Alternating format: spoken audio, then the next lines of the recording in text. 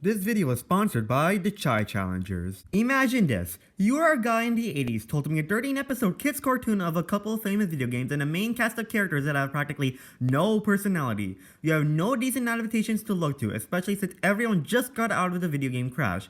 And then you put all the effort you could to make the best product possible.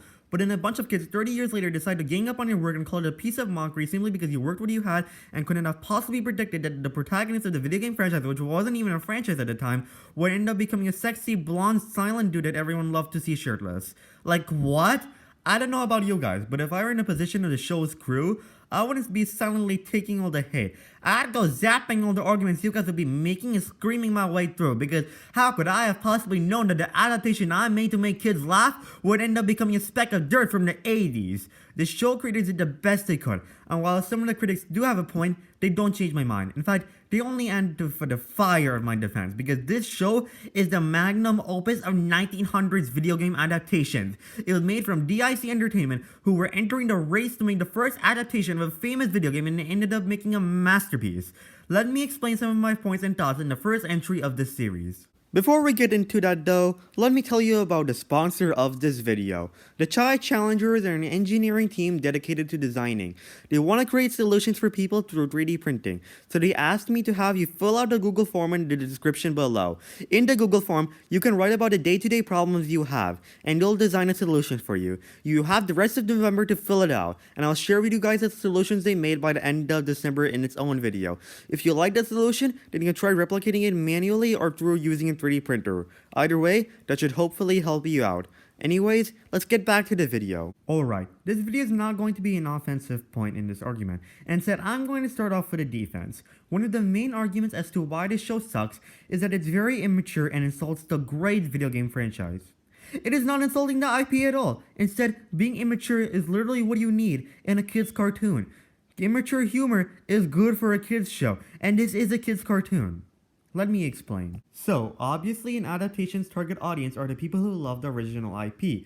That is basic adaptation logic. So the Zelda show's target audience were obviously the Zelda fans. Guess what? The people who play the games were kids. There were even less adults playing Zelda at the time because a lot of adults who play the Zelda game today are playing it because of their childhood. Well, guess what? No adults at the time had a nostalgic childhood of Zelda because it just came out. This is a new kids franchise, so obviously almost all the sales came from kids. Okay, all that is cool, but what are you trying to say here? The Zelda games were mature. Why can't the show be mature too? Well, you can easily say the same about Pokemon. The Pokemon anime has always been more immature than the games, which do have some dark story elements. Do you know why? Because when a kid plays a video game, trying to make them laugh is nowhere near as important as trying to have them enjoy the gameplay. And to make them enjoy the gameplay, they naturally need a story to keep them motivated. After all, why are they in this adventure? Why do they want to do this for other people? However, when we're talking about a show, the criteria changes. The main way to keep the kids watching is to make them laugh. The kids don't care so much about why the characters are doing what they're doing. They don't care about the logic. That is why you can easily get away with non-consistent stuff in kids show versus adult shows. But the kids certainly care about the entertainment value of this journey. This especially applies to video game adaptations. Why are they watching someone else's journey when they could just be having a journey of their own? In my opinion, there are 3 major ways to keep a child hooked. Number 1, slapstick. Number 2, action. Number 3, immature humor. The best way to keep a child hooked is if you have all 3 of them. A huge reason behind the Pokemon anime success was because it had all 3 of them. The slapstick is obviously Team Rocket, the action is obviously the battles, and the immature humor is obviously Ash and the gang, especially a Brock, which was such a big source of humor in the first 4 generations. Now, the Zelda cartoon also had all 3 of those things too. Slapstick, which consists of Link's fails, action, which includes the fights, and immature humor, which obviously consists of the legendary "Excuse me" princess in the "Oh boy, smooching time" lines.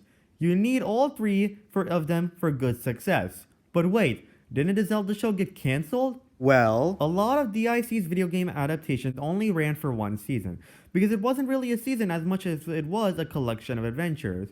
For example, the Adventures of Sonic had a collection of 65 one-off adventures, and technically the Zelda cartoon is just a special to the Super Show, as all their episodes combine to another collection of 65 one-off adventures. All those collections are one-offs.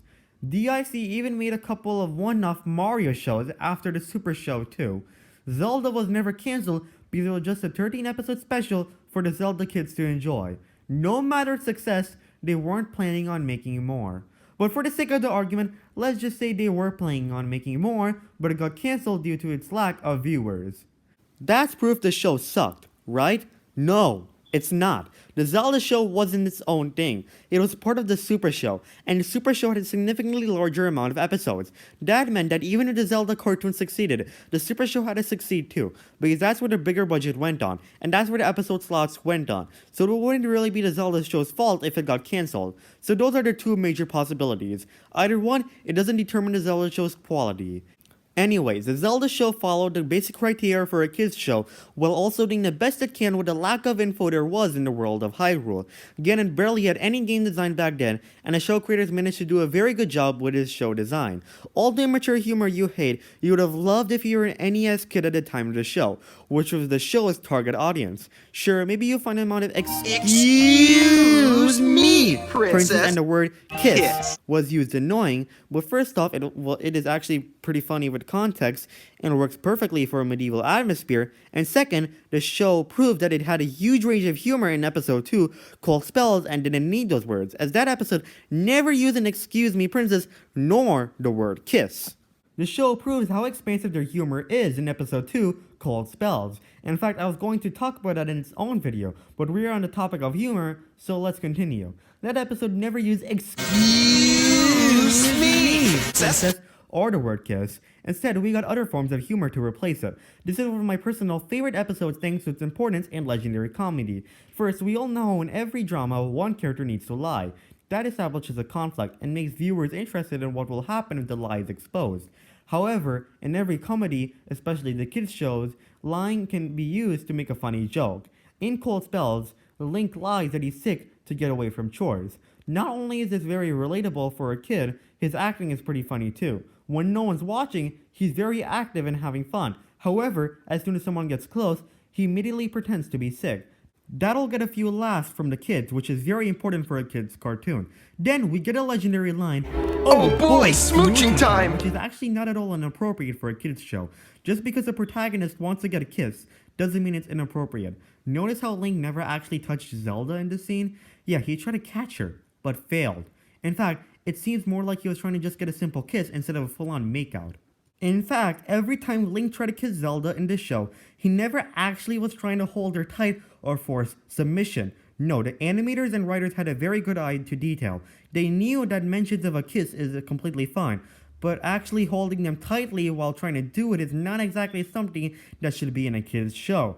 Attempting to get a kiss is completely appropriate for a kid's show. Attempting to hold them and force submission while trying to get a kiss is not appropriate. But it never happens in the show. Now, enough of talking about how this is age appropriate.